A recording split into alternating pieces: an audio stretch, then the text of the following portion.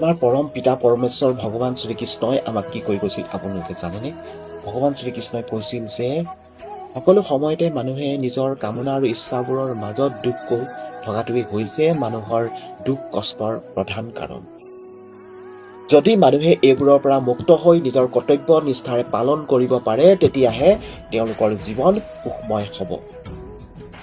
যদি কোনো মানুহে কিবা বিচাৰে আৰু সেই বস্তুটো পাবৰ বাবে যদি তেওঁ বিশ্বাসেৰে আগবাঢ়ে, যি কাম কৰে সেই কামত যদি বিশ্বাস ৰাখে, তেন্তে তেওঁ যি বিচাৰে তাকেই পাব পাৰে।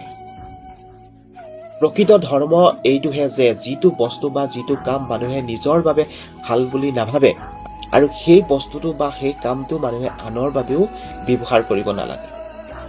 ভগৱান শ্ৰীকৃষ্ণই কৈছে যে সকলো প্ৰাণীয়ে মোৰ বাবে সমান, না মই কাৰোবাক বেছি ভাল পাওঁ নাই কাৰোবাক কম, কিন্তু যি ব্যক্তিয়ে যিজনে মোক অন্তৰৰ পৰা ভক্তি কৰে কিন্তু তেওঁৰ প্ৰয়োজনত মই সদায় সহায় কৰোঁ।